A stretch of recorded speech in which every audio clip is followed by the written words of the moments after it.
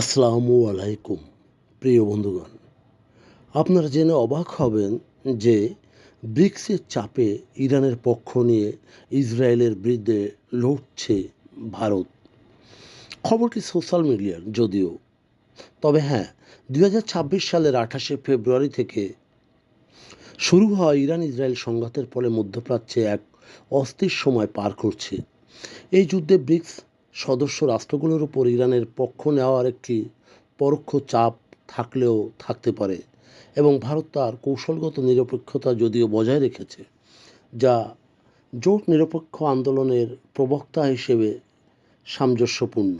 ভারত এই যুদ্ধে অদ্যাবধি কারো পক্ষ নিয়ে যুদ্ধে পরোক্ষ বা প্রত্যক্ষভাবে অংশ নেয়নি।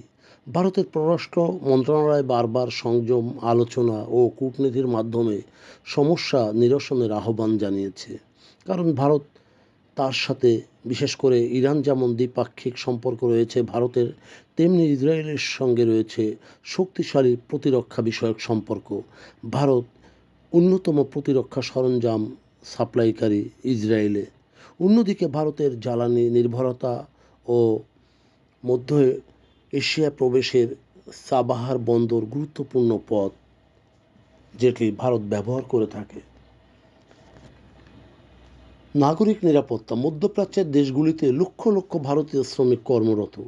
সেখানে কোনো একটি পক্ষ নিলেই তাদের নিরাপত্তা ঝুঁকিতে পড়বে।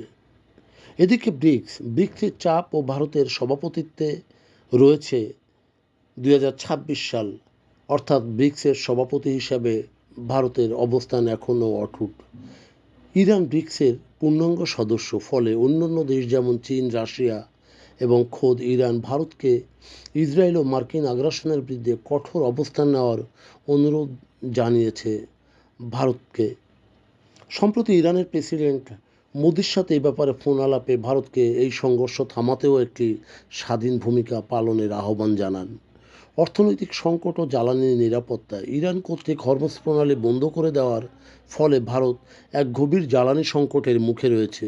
বিশেষ করে ভারতের যে তেল আমদানি হয় তার একটি বড় অংশ এই প্রণালী দিয়েই আসে।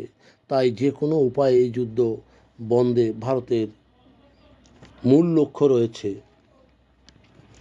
সামাজিক মাধ্যমে ছড়িয়ে পড়েছে যে ভারত ইসরায়েলের বিপক্ষে যুদ্ধে নামার যে খবর, তা দাপ্তরিক কোনো ভিত্তি নেই।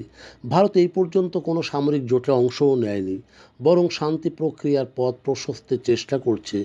একটি ভিডিওতে 2026 সালের ব্রিক্সের বর্তমান পরিস্থিতি নিয়ে ভারতের বিদেশ নীতির যে চ্যালেঞ্জ, সেটি ছড়িয়ে পড়েছে। যদিও মূলত সোশ্যাল মিডিয়ার খবর বা মেইন স্ট্রিমের খবর যাই হোক, এই যুদ্ধের বিস্তৃতি না হোক, এটাই বিশ্ববাসীর আকাঙ্ক্ষা। প্রিয় বন্ধুগণ, যদি আমাদের এই তথ্য গল্প আপনার ভালো লাগে তাহলে লাইক এবং শেয়ার দিন, এবং আজ আমাদের সঙ্গে থাকার জন্য ধন্যবাদ।